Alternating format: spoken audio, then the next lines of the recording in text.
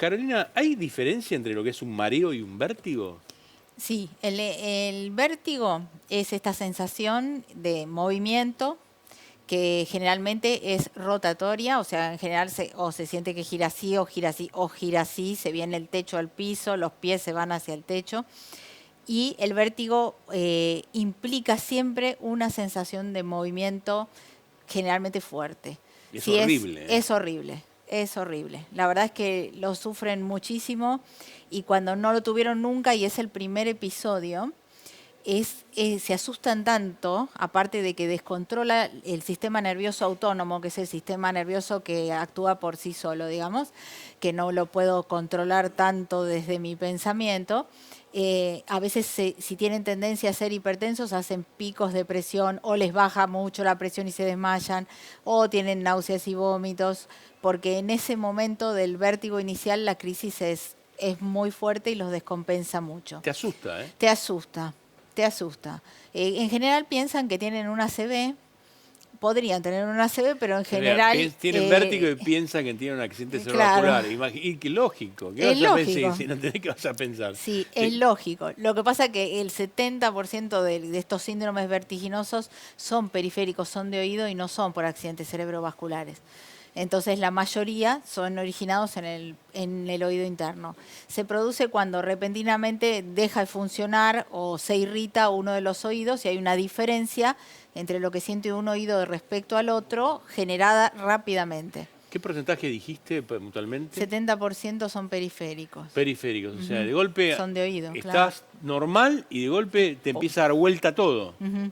En el caso, hay enfermedades crónicas que hacen crisis vertiginosas espontáneas, o sea, sin ningún detonante.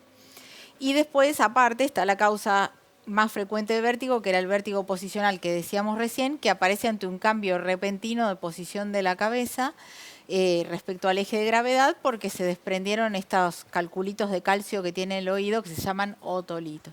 Qué bárbaro. Y la diferencia con el mareo, eso es el vértigo. El mareo, El mareo, bueno, casi toda la gente que ha subido o a un barco o algo así ha sentido sí. o ha tomado, por ahí es una sensación como de inestabilidad, de embotamiento, la cabeza pesada, es una sensación más inespecífica. Es como que vas y venís. Es una cosa. Es una cosa, claro, puede ser como un vaivén, Sí. como cunita, le digo yo a los pacientes, y puede ser en ese sentido. En cambio, el vértigo implica movimiento, o sea, la persona me dice se movía todo. Es verdad, es verdad. Yo una vez tuve vértigo, estaba Ah, cenando, hace como 20 años, sí, y de golpe se me empezó a dar vuelta la mesa, me tuve que tirar al piso, sí. y me tiré al piso y se pasó. Y no Eso había es, tomado nada. No había tomado nada. eso es la mejor medida cuando uno tiene vértigo, porque a veces uno está solo en casa o está en el piso de arriba, tiene que avisar a alguien de que está abajo y se tiene que mover, entonces, o está en la calle. Entonces, lo primero que tiene que hacer es apoyarse contra alguna pared si hay alguna cerca y bajar al piso, porque el riesgo es la caída. Entonces, se mueven por el piso, o se mueven sentados, o si tienen que bajar la escalera, la bajan sentados. No se ponen de pie para evitar justamente las secuelas por ese riesgo. ¿Cuánto Recién, puede, perdón, Doc, sí, cuánto pero puede durar el episodio? El Depende de mareo, las digamos. causas, Ah, depende. Si es el vértigo posicional de la mañana que ocurre por el desprendimiento de otolitos, dura segundos, pero normalmente el primer episodio es tan traumático emocionalmente que la persona dice, estuve como 15 minutos. describilo otra vez porque es muy interesante lo que viste en la consulta. Suena el despertador y ahí enganchan. Claro, puede ocurrir en posiciones en las que yo cambio la posición de la cabeza respecto al eje de gravedad en forma importante, o sea, bastantes grados, digamos, me desplazo. Es frecuente al despertar porque uno a veces está varias horas durmiendo en una posición y ahí los otolitos lentamente, si se soltaron, se desplazan. Cuando yo giro, se desplaza la cabeza y los otolitos se desplazan adentro del oído rapidísimo. Entonces un oído tiene otolitos desplazados y el otro no. Entonces un oído dice, te moviste 200 grados y el otro dice, te moviste 40 grados. Ahí el cerebro no entiende qué pasa, no ajusta bien la posición de los ojos y los ojos se empiezan a mover solitos con un movimiento que se llama nistagmo y ese movimiento Ah, es el que genera la sensación. mira, te voy a mostrar algo a ver si lo podemos manejar. Vení A conmigo, a ver, ver, dale. vamos. Mira, sí, lo voy a. Ahí estoy. Vamos a ver. muy bien. Vamos, acá lo tenemos. Fíjate Sí. si lo puedo tener. Creo que estamos Sí. acá. Ahí Acá lo ve. está el oído, bueno, está ¿Eh? el Para que lo voy a ubicar. Ahí lo eso, tenés. fantástico. Ahí está. Bueno, ya está la oreja y esto que está dibujado en un gris sería el conducto auditivo externo. Acá está la oreja, Y ahí está acá, la oreja. claro, el conducto auditivo, que es donde se forman los tapones de cera, que las personas Acá, a veces donde estoy preguntan. marcando acá. Ahí se forman los tapones de cera. Y después está la membrana timpánica. Hasta ahí es lo que se llama el oído externo. Hasta acá, hasta La membrana timpánica. Hasta acá. Más o menos, sí. Perfecto. Después está el oído medio hacia el interior, que tiene los 3 huesecitos, martillo, yunque, estribo, y tiene, bueno, en este caso está dibujada la trompa de Eustaquio, que es un canal que comunica con el fondo de la nariz, de la fosa nasal. Ese cuando, claro, te suena el oído, bueno, lo cuento para que se suena el oído, o estás resfriado, te Claro. suena la nariz Y ¡pum! y te pasa el oído. O cuando vas en el avión también. O cuando vas en el avión, este es el que es peligroso que uno esté resfriado y volar, porque cuando uno desciende, normalmente la trompa tiene que estar cerrada. Esto tiene que estar cerrado. cerradita. Y se abre cada vez que uno deglute. Por eso en el oído a veces le dicen que tiene que mascar chicle por el movimiento de los músculos que lo contienen y también por tragar, para que se abra la trompa y que cada vez que se abra la trompa entre aire y compense la presión de aire que está haciendo abajo el descenso del avión, que está haciendo, perdón, afuera, por afuera del tímpano. Qué bien que lo explica Carolina. A ver, fue fantástico, me encanta, me encanta, me encanta. Está muy bien. Así que, bueno, vamos a seguir con esto. A ver. Bueno, sí. A ver, ahí está. Entonces, si uno está resfriado o tiene una otitis, esa es la zona que se llena de mucosidad o en el caso de una otitis de pus. Todo esto, toda esta parte media, todo esto. Todo el oído medio, todo claro. esto que está acá, ahí. Hasta acá, hasta la parte violeta que es el oído interno. Es hasta más acá el oído medio, o sea, más hacia afuera. El oído interno es todo lo violeta. Y acá estamos viendo este dibujito de un caracolito, que simula un caracolito, Sí. que es la cóclea, que tiene las neuronas que sirven para escuchar, para oír. ¿Y dónde están los otolitos? Al lado de la cóclea, ustedes ven que hay 3 canales con forma de semicírculo y entre la cóclea y esos canales una zona que se llama el vestíbulo. Ahí están los otolitos. Ahí donde estamos marcando. ¿Y cómo funcionarían los otolitos? Uno tiene unas células en el oído que tienen cilias, como si fuesen algas en el agua. Sí.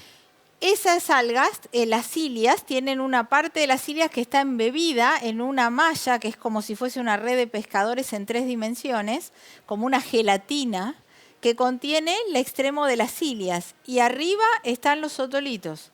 Entonces, si yo estoy acá con la gravedad y hago pum, se va entonces las células movidas por los otolitos que son atraídos por la gravedad, o si muevo para el costado, y por la gravedad se desplazan los otolitos y mueven las cilias.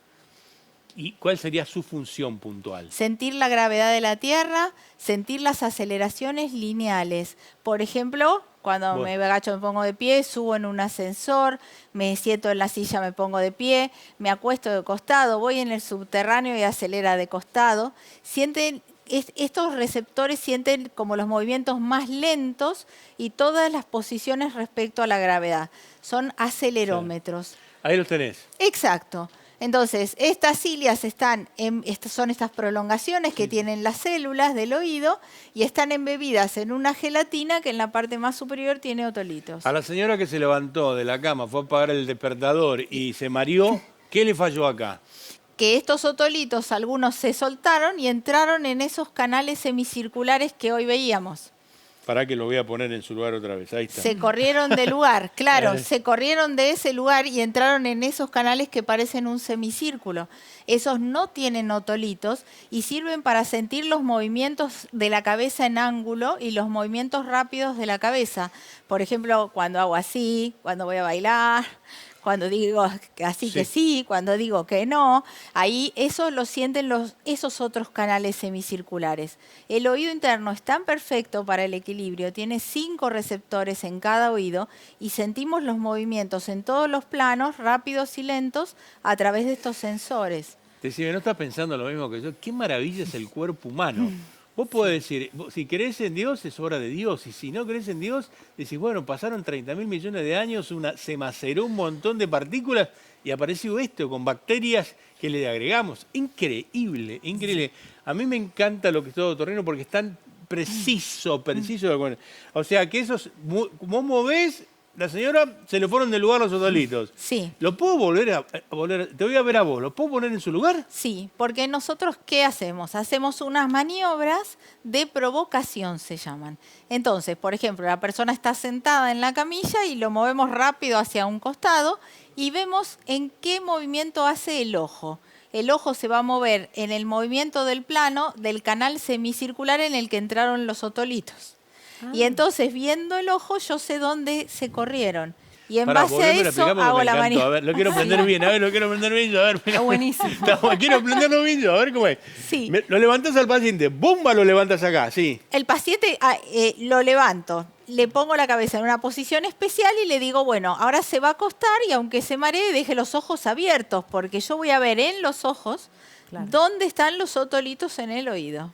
Vos con el ojo ves dónde están esos pequeñísimos otolitos en el oído. Porque el oído controla un reflejo muy rápido que tiene el cuerpo que se llama vestíbulo ocular, que es el que cuando yo muevo la cabeza adapta la posición del ojo para que yo no vea todo borroso. Es maravilloso. Es maravilloso, sí. Es realmente maravilloso, maravilloso. Bueno, me encanta. Vamos a ubicarnos. Bueno, me encantó, realmente me encantó esto. ¿Por qué se provocan los vértigos? ¿Cuál es la causa? Aparte de esto, hay otras causas, hay muchas causas. Pueden ser, por ejemplo, por migrañas, esa es una de las causas más frecuentes, lo que se llama migraña vestibular. Afecta mucho más a mujeres, igual que la migraña. Los dolores, la migraña, ¿te puede generar este tipo de vértigo? Puede generar vértigo, pueden ser posicionales o no, no son por otolitos, son vértigos por irritabilidad en la vía vestibular, en el sistema vestibular, y provocan vértigos en crisis con una enfermedad crónica que fluctúa y que tiene periodos en que tiene dolores de cabeza, otros dolores de cabeza con vértigo, otros vértigos solos, otros mareos, zumbidos, bueno, tiene una serie de fluctuaciones. Y después se pueden provocar por otras enfermedades del oído interno, como la enfermedad de Meniere. Dame un detalle de la enfermedad de Meniere porque recibimos un montón de preguntas de enfermedad de Meniere. La enfermedad de Meniere es una enfermedad que causa fluctuaciones en la audición y las crisis de vértigo más severas que existen. Hace un movimiento ocular de muchísimos grados durante la crisis. Es tan severa que la persona no se puede poner de pie ni para sentarse en la cama. Donde se queda, se quedó. Está vomitando, descompuesto. Las crisis duran entre 20 minutos y 12 horas por definición. Y 12 horas. 12 horas pueden ¿Arriba llegar a de un durar barco? mucho peor que arriba. Peor Dios. que arriba del barco, y pueden provocar al mismo tiempo fluctuaciones en la audición y zumbidos. Entonces, la característica de la enfermedad es que hacen fluctuaciones auditivas que en general se asocian a las crisis vertiginosas o anuncian que viene una crisis vertiginosa, y con el tiempo, con los años, tiende a provocar pérdida de audición como secuelas y zumbidos como secuelas. ¿Se trata? Porque ahora me tiras. Se trata con medicamentos orales, se trata con inyecciones a través del tímpano, que se pone como una anestesia y se pone un medicamento adentro del oído para que el nervio reaccione menos. También se puede hacer algún tratamiento quirúrgico. Y la enfermedad normalmente en una media de 10 años se autolimita. Frena de tener las crisis severas. Qué bárbaro, qué bárbaro. Sí, hay muchas causas. Después los traumatismos también, ¿no? Sí. Este es el vértigo por otolitos, lo acabas de describir, lo dijiste. Sí. Uno puede estar mareado por meses y que eso lo sea provocado por el oído, que es lo que acabas de decir. Sí, porque estos receptores gravitacionales, por ejemplo, si la situación no es que se suelten otolitos, sino que se paralice el receptor. El oído tiene 5 receptores en cada oído, pero se puede paralizar uno solo y uno estar durante meses mareado y que sea muy difícil encontrar la causa, porque no se hacen estudios en todo el país de estas lesiones, se hacen en muy pocos lugares, porque aparte hay que sospecharlo, porque a veces se sigue sospechando, o sea, que el mareo es porque tiene el problema de la columna, o que el mareo es porque tiene anemia, o que el mareo es por alguna otra causa, y a lo mejor hay una lesión de base y no la conocen. Qué maravilla. ¿Qué es la consulta más frecuente que vos tenés? ¿Y es? La mía, bueno, yo hago como una consulta, siempre digo como de última consulta, porque en general viene gente de todo el país a atenderse, incluso de los países vecinos, y la gente que viene en general a mí es por mareo crónico o enfermedades crónicas que tienen vértigo a repetición. El vértigo por otolitos es algo que se ve más en la guardia o en la demanda espontánea. Pero el que te viene a vos tiene un mareo crónico. Yo veo mucho más con mareo, ¿Vértigo personas con crónico? mareo crónico y con vértigo en crisis a repetición crónico. ¿Por qué voy a tener mareo crónico? Puede tener mareo crónico o porque esté en un periodo entre crisis de una enfermedad crónica que a lo mejor está diagnosticada, pero a veces no siempre está bien manejada la medicación o a veces a veces hay que adaptar pequeñas variables en cada una de las personas. Hay que tener en cuenta que en el país somos muy pocos los especialistas en este área. Y el mareo es el segundo motivo de consulta después de la cefalea más frecuente del mundo a un médico. Entonces... ¿Cómo? O sea que es en la complicado. primera consulta la cefalea y la segunda es el mareo. Sí, más frecuente a un médico en el mundo. Qué bárbaro, no me imaginé que era tanto. Con razón no Es recibimos altísimo. tanta cantidad Claro. de consultas el otro día. Acá. Esto me llamó la atención. Niños con mareos y trastornos, déficit de atención. ¿Cuál es la relación? Bueno, se está prestando cada vez más atención a los procesos madurativos de las vías sensoriales en los chicos con déficit de atención. Y entonces a veces van a ver que hay niños que tienen algún déficit de atención y se mueven mucho, se ponen en posiciones raras, se mueven, y pueden llegar a estar estimulando algún tema de desarrollo de equilibrio que como que falte más estimulación.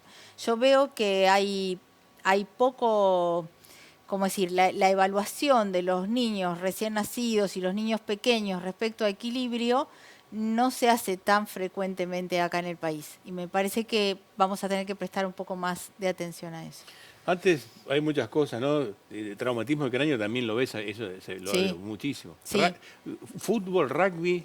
Bueno, en adolescentes, por ejemplo, que es raro que un adolescente tenga un desprendimiento de otolitos, porque es más frecuente en un adulto mayor, por ejemplo, porque pierde calcio del cuerpo por la edad. Pero en adolescentes lo he visto haciendo tela, que se cuelgan arriba y sueltan la cabeza para atrás.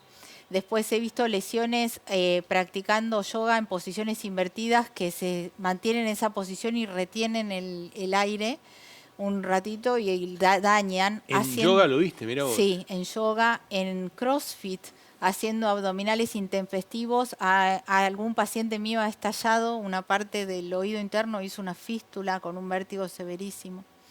Mirá En vos. muchos deportes lo vemos. Uno piensa en el deporte de contacto que golpea directamente, como podría ser rugby, boxeo, fútbol, que cabecean o se golpean. Pero en otras prácticas deportivas vemos lesiones. No me imaginé lo de la tela, lo de la yoga, que nosotros tenemos mucha gente que hace yoga acá también. Sí. Pero debe ser la posición esa que se ponen pata para abajo. para Claro, arriba. es cuando hacen eso, no me acuerdo si se llama parado de cabeza, que se ponen en esa posición que era la de Homero Adams. Y hay algunas posiciones, hay algunas personas que ahí retienen el aire y se quedan en la posición un rato. Y he tenido pacientes que han tenido lesiones en esas circunstancias. No quiere decir que lesione a todos, ¿no? Por supuesto. Sí. Pero hemos Lo que he visto, sí. Antes de primero agradecerte a Carolina Vinetti de @vestibular Argentina, ¿viste para los mareos en el auto? Para no dejar cerrar el contexto general. Sí. Me subo al auto y me mareo. Y La acá hay gente cinetosis. que ¿eso lo ves habitualmente también? Sí, la cinetosis es la intolerancia a ser trasladado pasivamente en un medio en movimiento, que lo maneja otra persona. Por ejemplo, si yo me mareo en el auto, pero conduzco yo, no me voy a marear en el auto. Eso es loquísimo. A ver, explícamelo, es loco. O sea, yo manejo, no me mareo. No lo puedo creer. Porque se activan zonas cerebrales superiores desde lo atencional y se ve que bloquea en algo la vía inferior, que es la más automática, digamos, la que va por el tronco cerebral, que es la que te genera la náusea. La cinetosis entonces es esta sensación de mareo o de incomodidad, ansiedad, náuseas, muchas veces diaforesis, o sea que transpiran, sudoración, que mejora con el vómito y que ocurre cuando uno es trasladado. Esto ocurre mucho en las personas que tienen una sensorialidad muy, muy marcada, personas que son sensibles, por ejemplo, les molesta mucho la luz, les molestan los ruidos, les molesta el movimiento. Y cuando son niños, algunos de ellos van a ser migrañosos cuando sean adultos. Mira, o sea que podés tener cefaleas a futuro si te mareaste en el auto. ¿Tiene tratamiento? Más o menos. Carolina Binetti, espectacular, como siempre, más de media hora hablando de mareos, divino. Muchas gracias. No, gracias a vos, @vestibular Argentina, ahí te van a encontrar. Muchísimas gracias por venir, un placer, la verdad que un placer.